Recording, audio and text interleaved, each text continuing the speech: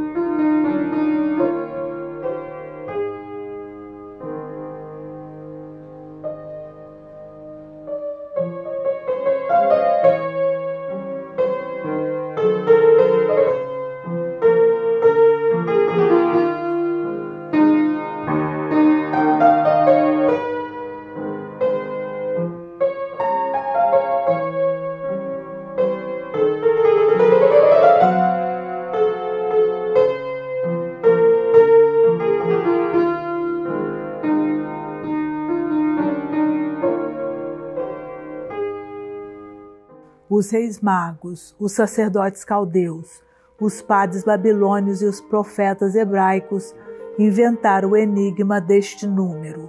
E eram 12 as tribos de Israel, e 12 as colunas do templo, e 12 a rota genitura das constelações no zodíaco dos gregos, e 12 os mártires da África no canto do bispo de Salerno, e 12 os césares de Roma, 12 os coros dos anjos, e os guerreiros e os profetas das duas escrituras, Isaías, Jeremias, Pedro, João, André, Mateus, Tiago e os outros. Eram 12, e 12 eram los de fama de Pizarro, e os pares de França, e os guerreiros portugueses, chamados os 12 da Inglaterra. E 12 eram as naus, e 12 os capitães da descoberta, e 12 os capitães das 12 capitanias hereditárias que herdaram meus avós, e herdei eu, poeta, para estes cantos também hereditários, de viola em viola repetidos para meus filhos e meus netos, e os outros meninos do bairro, para as rodas de rapazes e raparigas nos terreiros, para os soldados em seus pátios de guerra, e os marinheiros no balanço de seus navios, e os bêbados na algazarra de suas bebedeiras. Para esses herdei, e para os monges no cantochão de seus mosteiros, e aos cantadores da feira, que ainda cantam com suas rabecas de pau-pereira. Ensino a todos, e canto e conto essas histórias, nestes versos ora abertos ao vento e ao mar, e às vezes escondidos, na flor dos 12 pés do metro alexandrino. Mestre de obras do ritmo, engenheiro das sílabas, canto, e o canto e os cantos em clarins de guerra e em viola d'amor repetidos, soam, ressoam nessas cordas de prata, nesses sopros de ouro, ao ronco dos carros, ao pulmão dos foles, à centelha das forjas, o nome inaugural e metalúrgico de feudos e fortins. Já madruga no mapa dos cartógrafos, tua geografia mestiça, e nela a pele e o prisma dos nomes que lampejam teus conúbios, Passo de Camaragibe e Maranguape, e és o tálamo das línguas e das raças, godos e zigodos celtas e celtiberos romanos, normandos ruivos, mouros morenos, e filhos de Ulisses e Dionis os sacerdotes, Rodrigues, e guerreiros do Benim, e as povoações repetem Europas, Ásias, Áfricas, Américas, Cratos, Beléns e Santaréns, e Óbidos, Mombaças, Almofalas, Minas, Porto Alegres e Bragas e Braganças entre Macaus, Guaramirangas, e as doces Bertiogas, Congos Novos, e São Vicente e Santo Antônio, todos os santos e todos os anjos e arcanjos, São Gabriel e São Miguel dos Campos. As aldeias, as vilas, as paróquias vão de regresso à tribo do primeiro Adão, e o novo mundo começa a viagem de torna volta aos labirintos de Babel, aos impérios perdidos, e da semente do mundo brota a nova raça. E o novo mundo é o mundo da lenda, mais antigo que o mundo antigo. E os nomes de seus sítios, pétala a pétala, vão compondo a rosa de seu nome, a rosa do rosto da primeira mulher e do primeiro homem. Nessa rosa, o rosto de Isabel e de Iracema, o rosto da Paraguaçu e da negra Fulô das Alagoas, de Luísa Caramuru, Catarina, Bartira e minha remota avó, Maria Arcoverde, Maria do Espírito Santo Arcoverde de Albuquerque, Maranhão, e o rosto de bronze de Nunálvares, o rosto dos príncipes das Líbias e Etiópias, dos mouros e judeus, os marinheiros da França e dos Países Baixos, o físico alemão e os aventureiros sábios de Gênova e Florença e de Veneza, e um traço às vezes do bretão e do batavo, dos barqueiros dos fiordes de gelo e dos filhos do sol, os camarões e henriques, crioulos mamelucos e os puros negros mina. A pele e os riscos desses rostos valem os riscos do mar, da selva, da flecha do tapuia, das guerras dos corsários, do banquete em que os tupis comeram moqueadas em moquéns de aroeira, as costelas e as coxas de um João da Beira, e 30 outros marinheiros na aldeia de Serinhaém. Depois fizeram flautins de 5 furos, 2 ossos de seus braços, flautas grandes de ilíacos das coxas devoradas e das rótulas redondas dos joelhos, brincos para os beiços e as orelhas. E os canibais nas ladeiras da Serra Grande, entre o Ipuias e Poeiras e o Piauí, comeram assadas em espetos de taquara, as costelas de um marinheiro, e no seu rastro os jesuítas fizeram a navegação da terra pela corda dos montes, e a corda dos montes era a cordilheira a minha, a Ibiapaba, e o padre Antônio Vieira, de pés inchados, atravessou as penhas escorregadias, no rude baldaquim, sobre os ombros dos índios, uma cadeira de pau d'arco, guardada na capela da matriz de São Gonçalo dos Mourões, Serra dos Cocos, e doada por meu primo, Monsenhor José de Lima, a matriz de Viçosa, de onde foi levada ao Museu de Dom José Tupinambá da Frota, Bispo Conde de Sobral, pastor das almas e pastor das memórias da terra. E estas são notícias miúdas das capitanias hereditárias, e são verdadeiras como a história de Heródoto, pois eu, poeta e cantador, daquelas serras e ribeiras, as ouvi de minha mãe Esther, que as ouviu de seu pai, que as ouviu de seu avô, que também as ouviu de seu avô, bisavô, tataravô, e este viu com seus próprios olhos que a terra já comeu. E eu mesmo com seus olhos vejo as velhas índias, no gume dos caninos, roendo os ossos de um Bernardino de Braga Ferreiro, com os cauins fermentados de milho e caju da safra. Os tocarijus mataram para comer o Padre Pinto, mas os índios tabajaras salvaram seu corpo. Era chamado Manaíra, quer dizer o Senhor da Chuva, e falava com Deus, e foi sepultado com grande honra, no ritual das tabas, pelo cacique de Abo Grande, em grandes e públicos prantos de toda a aldeia, e os índios pintaram e tisnaram os corpos. Era seu luto. Mostravam sua dor em gritos altos ao redor da sepultura. Deixaram crescer os cabelos, em sinal de tristeza. Trucidaram um a um toda a tribo dos tocarijus, matadores do padre, e numa pedra da Serra Grande ficou a marca de um pé nos lados de Ubajara. Era o pé do Padre Pinto, e o Padre Palmilha ainda hoje para sempre.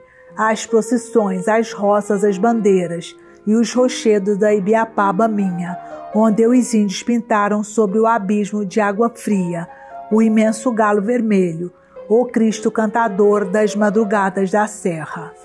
Este país é uma empresa nossa, e esta foi a Carta Constitucional do país, escrita pelo padre Manuel da Nóbrega.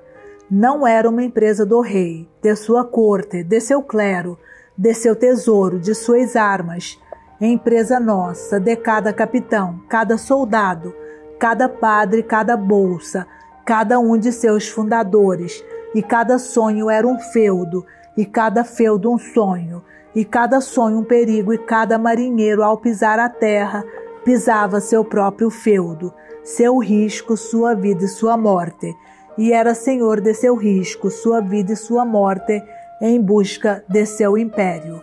Sebastião, Sebastião, cada palmo de chão é a sesmaria de seu reino, e cada reino um engenho na lua, onde talvez morava o rei, e o rei era o puro clamor de seu próprio nome. Sebastião, Sebastião, e era a empresa de cada negro, no eito e nos palmares, seus olhos também no horizonte do mar e da montanha das Angolas, e das serras de Oas, onde reinar e agora aqui também à espera do esperado.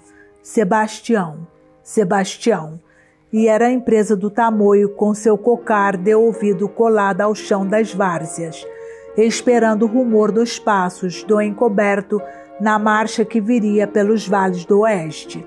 Sebastião, Sebastião, um dia saberemos, é por dentro de nós que ele viaja, e espantados narcisos, olharemos no cristal das lagoas e regatos nosso próprio rosto, e o trom das cachoeiras, e o clangor das seriemas no tabuleiro repetirão ao conhecer cada um dos moradores da aventura e da aurora nossa. Sebastião, Sebastião, e somos nós, nossa própria esperança. Sebastião, sou eu. Os 12 capitães das capitanias hereditárias deram tudo à terra. Nela enterraram seus cabedais e muitos à vida. O Aimoré, o Goitacás e os outros índios infernaram os capitães e seus engenhos. Uns morreram de flecha, outros de febres tropicais, outros até de fome, como o velho fidalgo Vasco Fernandes Coutinho. Vendera sua quinta do Alenquer, vendera sua tença, empenhara sua honra de herói das Índias, tudo em vão. Seus engenhos foram queimados, seus soldados abatidos a flechadas, sua gente escalpelada, renunciou à capitania. Acabou pedindo que lhe desse uma tigela de comida pelo amor de Deus, e não teve um lençol seu em que o amortalhassem. Velho e pobre, padeceu todos os vexames, e o bispo de Olinda lhe tolheu cadeiras de espaldas na igreja, e o declarou excomungado, por andar de mistura com homens baixos e por beber fumo. Beber fumo era apenas fumar. Restou do malogrado capitão do Espírito Santo a igreja de Nossa Senhora da Penha, seu convento, saudade de pedra da Penha da Serra de Sintra. Restou o filho que seria depois capitão de 1/3 da bandeira de Manuel Preto. E assim iam morrendo, e a terra começava a viver. Batistérios de igrejas e capelas guardam seus nomes repetidos nos nomes de descendentes até hoje, de Pero do Campo Tourinho, a Duarte Coelho e as primeiras gentes da Bahia São Vicente Pernambuco, fundadores de tudo, dos engenhos de cana e dos nomes das povoações, hoje ainda o nome das cidades e províncias, e nomes dos clãs familiares dos filhos d'Algo. Antônio de Barros, donatário do Ceará, nem chegou a ver sua capitânia, e seu irmão, o escrivão das décadas, perdeu seu ouro e sua prata, e os 10 navios armados para a aventura de suas sesmarias na luta contra o índio e contra o mar, e o mar engoliu suas naus com seus 900 homens e 113 cavalos, e engoliu a capitânia de Ares da Cunha com sua carta de parceiro, despedaçados entre os rochedos, o barco, o capitão e seus baús de dinheiro. Mas germinaram ao norte e ao sul as sementes regadas a sangue por Pero Lopes e Martim Afonso, brotadas e floridas na esmeralda das lâminas e no ouro dos pendões, da cana de Pernambuco e São Vicente, e depois nos campos dos Goitacazes. Os arrozais para o arroz do povo, e os canaviais para o açúcar das naus da carreira da Europa, davam a cor à paisagem, e a paisagem do Brasil de Itamaracá às várzeas de Santos, repetia aos ventos da matina, o matiz e a ondulação do mar, conta o cronista, pareciam inconsúteis em seu verde sua dança, a terra e as águas, e não se sabia no país do Atlântico onde era o começo do mar, onde o começo do chão. Eram verdes as ondas do oceano de águas e dos oceanos de canas, e eram de ouro e prata os pendões do canavial e as espumas do mar.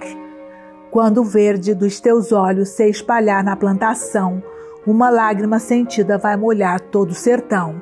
Não chore não, menina, viu, que eu voltarei, meu coração. Nos confins do sertão cantavam cantadores. Os Humbertos Teixeiras inventaram a primeira metáfora das metáforas da terra. A água dos olhos e do céu mole verdeja os canaviais, que verdejam as pupilas, que verdejam os canaviais na pupila e a pupila nos canaviais. Voz e sanfona do Homero do país, dito Luiz Gonzaga. Erasmo de Sete, comerciante flamengo. Sócio de engenhos de Martim Afonso, avalia o negócio e escreve ao seu amigo Erasmo de Roterdã, e o filósofo compõe o livro das Crisóstomo Lucubrations, e o dedica a Dom João III, a quem cobre de glórias pela expansão da cristandade nos remotos mundos novos. Na relva das louvações, desliza uma serpente, condena monopólios reais, o do açúcar. A alusão não agradava ao rei, mas convinha ao Seste e era a primeira pedra da doutrina, da liberdade mercantil. Com os lucros do Brasil, os Seste compraram um ducado na Bélgica. Outros Erasmos, 5 séculos depois, no rastro do Seste, compram ducados por aí com os lucros do Brasil. Posto em brios por Pero do Campo Torinho, Francisco Pereira Coutinho, donatário da Bahia, enfrentou clérigos corruptos, corsários de França e índios em fúria, ousou meter seu navio entre recifes de Itaparica e foi ali trucidado e jantado pelo gentil. E o rei entendeu, nem o governo nem as armas podem criar um país. O país é criado por uma cabeça, Capu Capitis, capital, e mandou Tomé de Souza para inventar a capital do país dos Brasis. E por ali, onde Cabral chegara à invenção da terra, parecia bom tentar a invenção de sua cabeça, Capu Capitis, capital, e Tomé de Souza fez os ritos da fundação da primeira cidade, segundo o regimento do rei. Fundar uma fortaleza e povoação grande na Baía de Todos os Santos, donde se possa dar favor e ajuda às mais povoações, direito das partes e negócios da real fazenda. E essa povoação grande, pelo tempo adiante, vem a ser a cabeça de todas as mais capitâneas. Depois a cabeça achou seu lugar, assentou-se ao pé do morro Cara de Cão, na Baía da Guanabara, e o Rio de Janeiro fundou e integrou o país.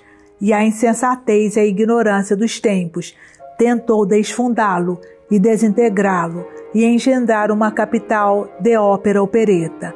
Sobre a cabeça dos insensatos e ignorantes e impostores, sem a voz, há de cair a maldição dos fundadores e das gerações. Malditos sejam com todos os seus cúmplices os que cortaram a cabeça da pátria, velha e jovem. Esta imprecação, em nome dos capitães Estácio e Mendesá, eu, poeta, pude aprender com Florentino e com o Pandeidarro, Esdra chamado.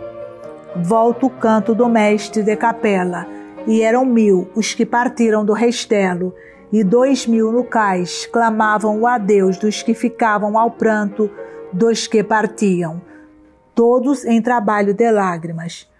E o vento balouçava caravelas e naus e marinheiros, e procissões de padres pelo Tejo.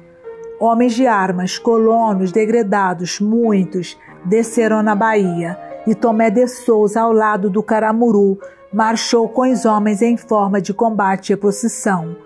À frente os padres, e a grande cruz de pau de Ibirapitanga, e os cânticos e os índios maravilhados, todos de novo em trabalho de lágrimas, até o arraial de Diogálvares, e o sacrifício e os ritos de fundação da cidade cumpriram o sacramento dos tempos míticos. Vicente.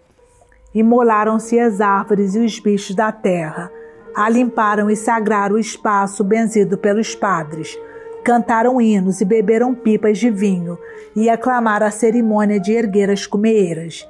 E ainda hoje, nos campos do Brasil, caboclos e negros e brancos, senhores de engenho, vaqueiros camponeses saúdam e celebram as cumeeiras, erguidas na religião primitiva, a sagração do espaço de morar. E eu mesmo, ego poeta, vi meu avô levantar os copos, e estrondar os fogos, e ordenar os vivas e as cantorias no alto da serra, a glória do telheiro sustentado pela viga mestra de pau d'alho do campo. E vi o cabra Antônio Pichuna dançar no terreiro varrido com sua mulher Damiana, entre cachaças e rojões para o festejo de sua cumeeira de carnaúba linheira no cabeço da casa, sua, de taipa e palha, e sua, no alto da serra. Hoje os filhos e os netos de Antônio Pichuna não têm mais cumeeiras, nem terras alimpadas, e o governo geral desaprendeu a lição do primeiro governador-geral Tomé de Souza, ao assentar o povo naquele alto sobranceiro à praia, vizinho à antiga Vila do Cotinho, ao norte da Vila Velha, com igreja, praça, cercas, suas. Volta o mestre de capela, escolheu Tomé de Souza com sua gente o assento da povoação, sacrificou a mata, aplainou o terreno do cimo da colina, separou o recinto do forte e, antes de tudo, para abrigo e morada 2 trabalhadores, levantou a cerca de pau a pique na esplanada. E todos começaram a fazer a cidade com suas mãos na Baía das Baías do mundo, uns 80 quilômetros entre a ponta antiga do Padrão, no Pontal da Barra, e a ponta do Garcia e a Itaparica, e as outras ilhas afortunadas da Bahia, e um litoral de 120 quilômetros. Empunhavam ferramentas e moviam barros, o próprio governador e os padres, e as mulheres e as crianças, e os índios traziam dos arredores palha, cipós e pedras, madeiras de pau-cravo, e ainda hoje a Bahia cheira a cravo, e as primeiras casas surgiram no quadrilátero, e a cerca de madeira da fortaleza deu lugar à muralha de taipa, com 2 baluartes sobre o mar e 4 sobre a terra, e todos os dias promoviam festas em meio do trabalho, e assim é ainda hoje no país da Bahia. E o sol lavava de luz e quarava os prédios vivos, casa do governador, casa da Câmara, cadeia e igreja matriz, colégio dos padres, sé para o bispado, casa dos contos, armazéns e alfândega, e no dia 1º de novembro de 1549 era criada a primeira cidade do Brasil, capital do país, por mais de 200 anos. A multidão acompanhou Tomé de Souza já de manhã à Igreja da Ajuda, ao Paço do Senado, e ali declarou-se fundada a capital. E seu nome é Salvador ainda hoje, capital do país da Bahia. E dali brotaram as igrejas barrocas, palácios e sobrados, flor de madeiras, flor de pedra e flor de barro, flor das cidades antigas, Olinda e tu, Salvador da Bahia de todos os santos e de todos os pecados, ladeiras da terra, ladeiras do mar, umbigos do Brasil. E nessas Alexandrias barrocas adoeceram por primeira vez, na garganta rouca de um Gregório bêbado, ao ouvido da musa de seus becos, o soneto e a sonata que aprendemos. Naquele tempo, canta o cantor, quando o vento da fé soprava a Europa, a matilha sagrada dos padres missionários anunciava o reino dos céus e o reino da terra, e regia e batia os caminhos para a entrada dos reis e capitães e povoadores. Tomé de Souza conhecia o rastro de Xavier e 2 freires, desde as campanhas da Índia e as surtidas da África, e trouxe os primeiros loyolas da companhia, 4 clérigos e 2 irmãos, sob as ordens do padre Manuel da Nóbrega. Duarte da Costa trouxe o padre Luiz da Gran, reitor de Coimbra, mais 2 padres e 4 irmãos roupetas. Um deles foi José de Anchieta, destinado a poeta, profeta, político e santo.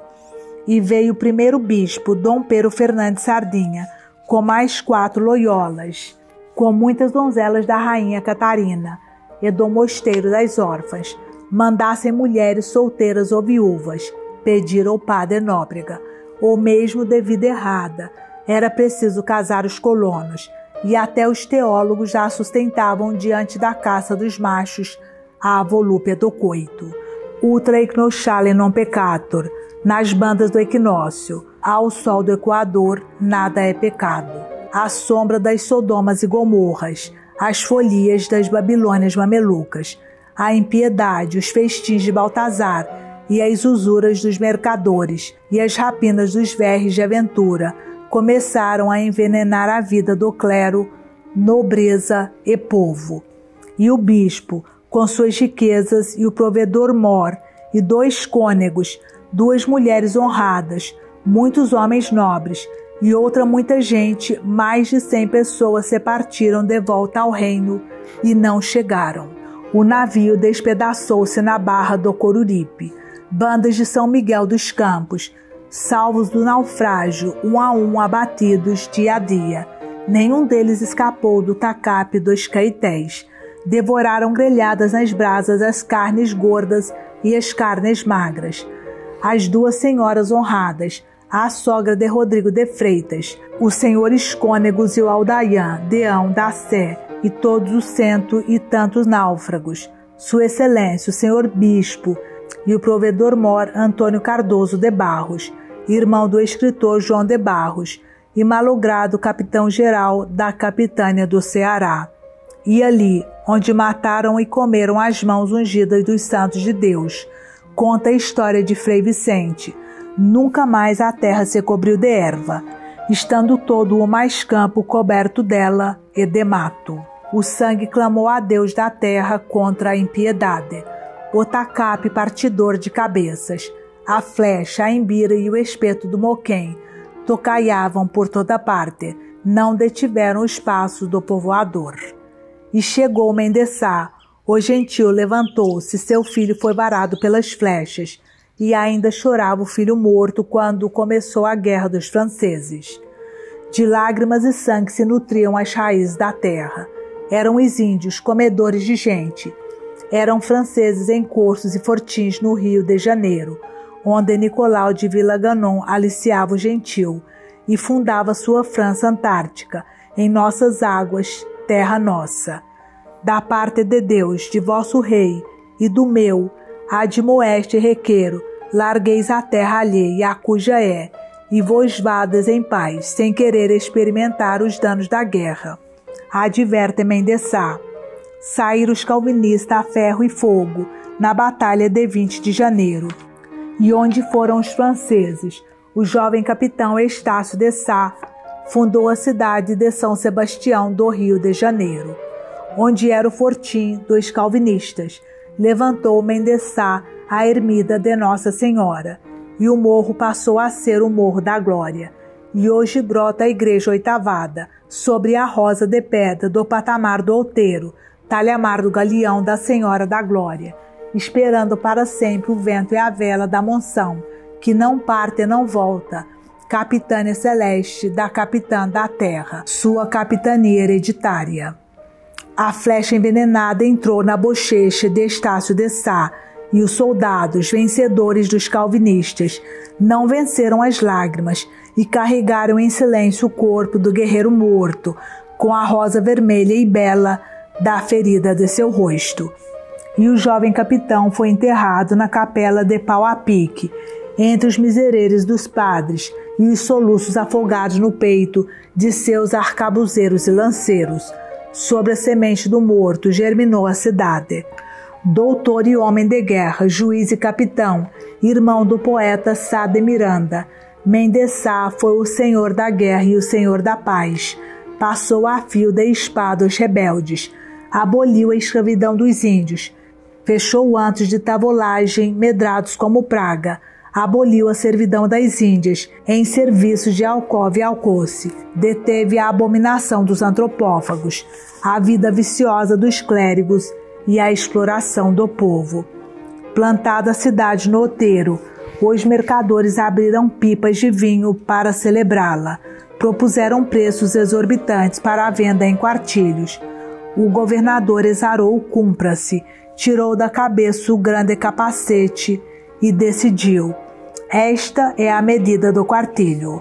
Governou com seus magistrados, sertanistas, capitães, homens da coisa pública e os padres pregadores da doutrina e da paz, mestres das aldeias do convívio, casadores de europeus e nativas, inventores das primeiras famílias de colonos, conservaram a língua dos índios.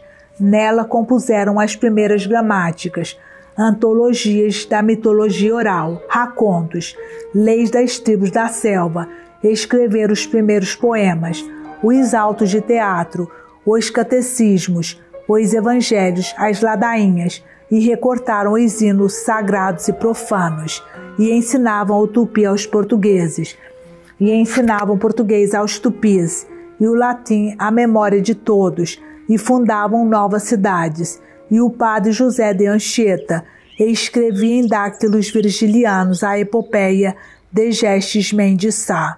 Pedi ao rei: se Vossa Alteza não for fácil em perdoar, não terá gente no Brasil. E porque eu ganhei de novo, desejo que se ele conserve. De seu bolso e fazenda, sustentava a capitânia grande. Nela gasto muito mais do que tenho de ordenado. Era mais rico ao chegar ao governo que ao morrer o velho Mendeçá. Hoje, muitos homens públicos invertem a regra. Tinha 2 engenhos em Ilhéus e no Recôncavo, 2 léguas e meia de terra, a Sesmaria de Sergipe, da Bahia com seu engenho.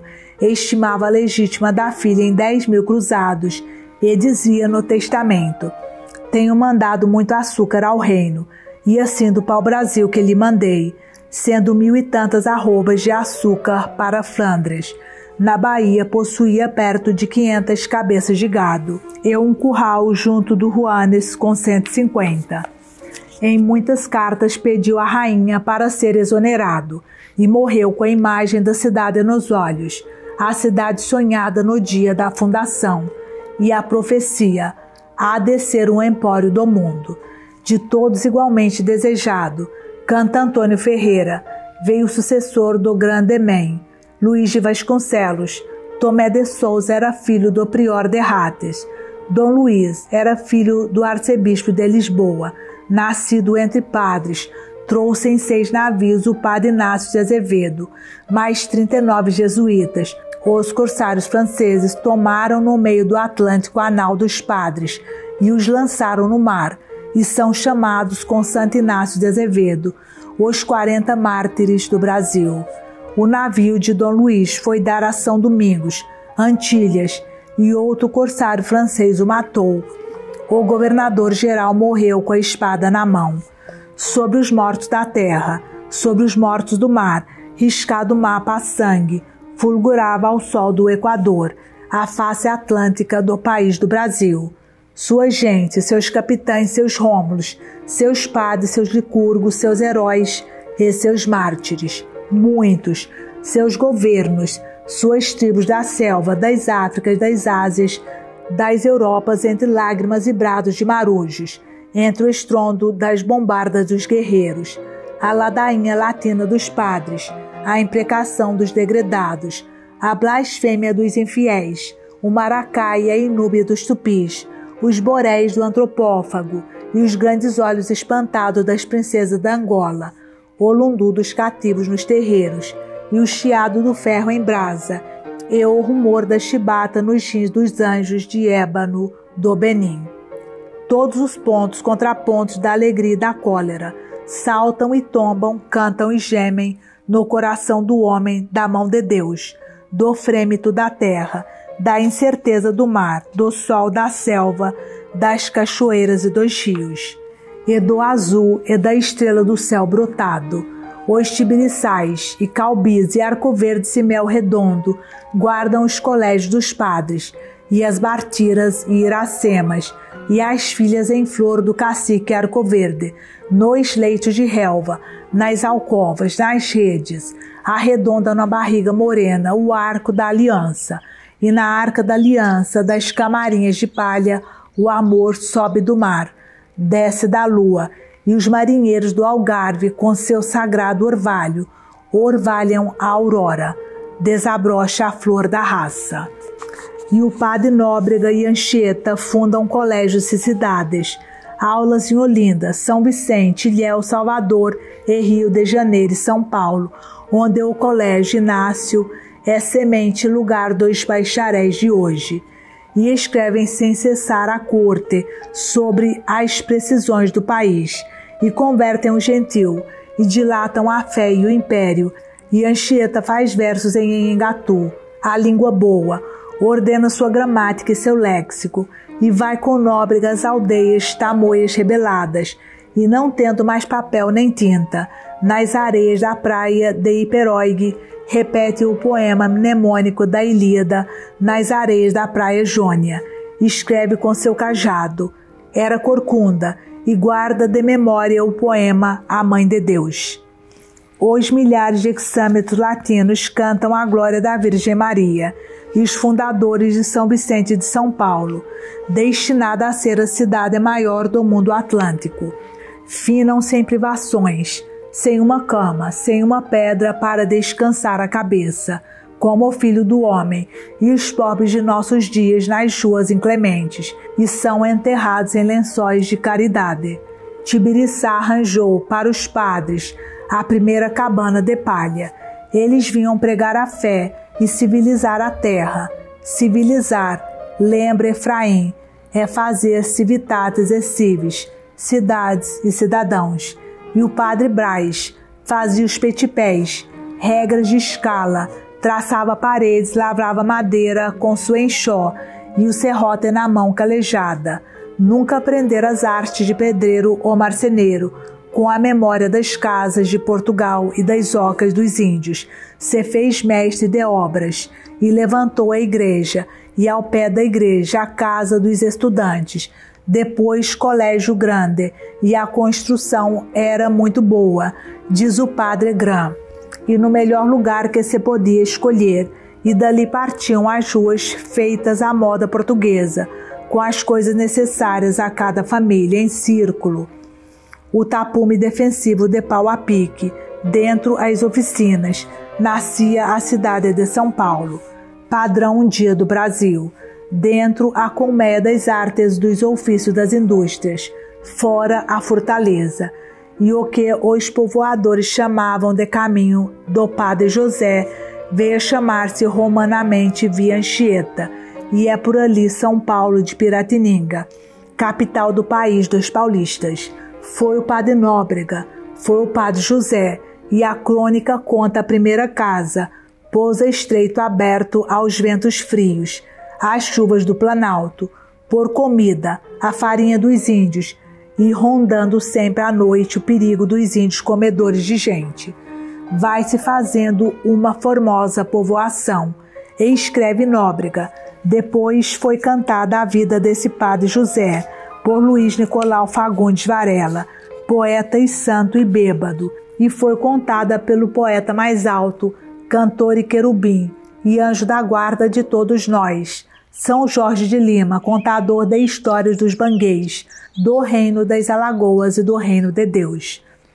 Padres da companhia, depois franciscos, domínicos, padres bentos, os da Senhora do Monte Carmo, carmelitas, levantaram igrejas e escolas e falavam de amor aos índios e lutavam contra os hereges e contra a dureza dos senhores.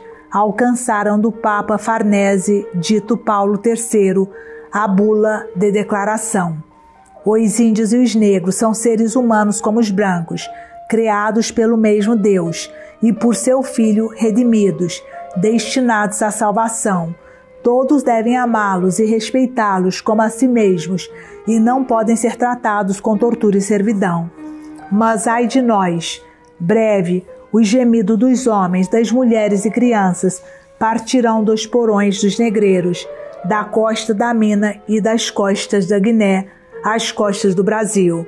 E este foi um dos pecados que bradaram aos céus, nas bandas do equinócio, onde também se peca. E entre pecados e virtudes heróicas germinava a sabedoria das gentes. O branco ia aprender poeta na escola do negro, e o negro ia aprender na escola do índio, e o índio ia aprender na escola do branco, e a terra começava a produzir seus varões valentes, justos, sábios, e suas mulheres de ancas torneadas a sopro de flauta, o andar ensinado pelas ondas do mar, a fala aprendida ao murmúrio das águas e a doçura das brisas, e a cutis entre o lírio e a canela, entre a aurora e crepúsculo, e esta seja, coronel, a terra dos homens valentes e das mulheres bonitas. E norte e sul se povoava a terra. Os albuquerques amassavam em suas mãos o barro do país, e das gentes de Pernambuco e do Nordeste. Era uma vez Beatriz de Albuquerque, herdeira da capitânia de Duarte Coelho, seu marido, fundador de Olinda e Garaçu, chegada a Pernambuco das diplomacias da França, das batalhas da África, do reino de Sião, da China e Cochinchina. A viúva Beatriz, Dona Brites, a velha, assumiu Seis Marias, seus engenhos de cana, suas guerras, seus índios, suas costas coalhadas de piratas, e entregou o comando das armas ao irmão Jerônimo de Albuquerque. Chusmas de índios destruíram 3 engenhos de Olinda e Igaraçu, moendas e tachos de 10.000 arrobas de açúcar por ano. Vasco de Lucena, salvar Igaraçu do cerco dos antropófagos. Aconselhou: melhor que a guerra punitiva era um convite aos índios para uma noitada de vinhos. Vieram todos os principais das tribos e, já bêbados, denunciaram os comedores de gente dos engenhos destruídos. Acusavam-se uns aos outros, engalfiaram-se em luta uns com os outros. Jerônimo prendeu os culpados, mandou matar um por um a ferro frio, formou exércitos de índios aliados, e um dia 10.000 flecheiros inimigos encurralaram o capitão nos Montes Guararapes. Peleando em retirada, uma seta tabajara arrancou-lhe um olho. Em guerra muita, os albuquerques regeram o mar e as terras da costa, da Bahia ao Maranhão, e o velho capitão Caolho comandou mais tribos que qualquer outro, povoou as aldeias com sua própria semente. E, conta a lenda, como Carlos Magno foi o pai de mais de 200 filhos, foi chamado o Adão Pernambucano, e de seus bagos venho. Fundou a primeira família brasileira com números de tribo, os Albuquerques e os Cavalcante de Albuquerque, e nela o fervor do sangue português caldeou todos os sangues de Portugal, do Velho e do Novo Mundo. O fidalgo florentino Filipe de Cavalcante, da família do poeta Guido, amigo do poeta Dante, tomou mulher Catarina, da raça de Jerônimo e Arcoverde, e seus machos e suas fêmeas vêm do leito de Arnaldo de Holanda, barão de Renoburgo, e Margarida Florência a Bela, irmã do Papa Adriano VI, e de seus bagos venho. E assim, todos os de seu nome, e todos os melos e morões, Feitosas, Limas, Lopes, Sampaios, Barros, Ribeiros e Bezerras e Holandas, do país do Nordeste e outros, desde Pero Lopes de Souza, da grande árvore de machos e fêmeas da linha tronco até a flor. Eu, poeta, cantor antigo, nouto cantar já os cantei ao cantar as glórias de meu país. E Dona Brites pediu aos padres da companhia a fundação de um colégio com dotação de seus cabedais e entregou ao filho Jorge de Albuquerque Coelho as lidas da guerra e ao filho Duarte os negócios de governo, e eram mancebos dignos da geração dos soldados da Índia. E o jovem capitão levou a guerra de Olinda ao São Francisco e voltou a Lisboa, e o barco foi avariado pelos franceses e ficou no mar à deriva uns 4 meses, e quando pensavam chegado o último instante, avistaram as berlengas e a serra de Sintra, e tão marcado pelas desgraças do mar, ninguém o reconhecia. Duarte Coelho de Albuquerque juntou aos 35 soldados e 2.000 índios de Peru Lobo uma tropa de 20.000 caboclos. Ocupou o cabo de Santo Agostinho e de Pernambuco a Bahia. Do Ceará ao Maranhão o país conhecia seus donos, e os filhos de Dona Brites preparavam os filhos para as entradas no país do sertão e da selva, onde Deus era grande e o mato era maior. Forjavam a raça dos sertanistas e a raça dos guerreiros nas guerras de Holanda. Testemunham as memórias diárias de Duarte Coelho II, capitão e cronista de guerras e aventuras. 200 apelidos portugueses nominam as famílias do país. Repetem a família lusitana. São guerreiros do Porto e Aljubarrota, nomes clamados no Arraial dos Mouros, nomes de Celta, Calicut e Arzila, e seus nomes nos deram os Queiroz, os Magalhães, os Guimarães Gouveias, os Lopes Cunhas Teles Benevides, e os Melos, os Vieiros Ribeiros, Britos Freires, Botelhos e Carvalhos, Fidalgos de Brasão e Camponeses, Gonçalves da Galícia, outros Ibéricos, os Buenos, os Ponces, os Pais Lemes, os Camargos, Soares e os Verdes Goiáses, Decurados e Fleuris. Bezante de Bizâncio, em seus escudos de ouro e sangue, e notícia do oceano, e guerra de Castela e de infiéis. Barros, Teixeiras e Martins e Limas, Tibiriçais, Paraguaçus, Botelhos, em casamentos, batistérios, crismas, fazem a raça, o povo, seus soldados, os bandeirantes de Piratininga e a Nova Lusitânia em Pernambuco, mestre das artes, profissões, trabalhos tinham todos, o ofício que legaram aos herdeiros da terra, fazer pátria.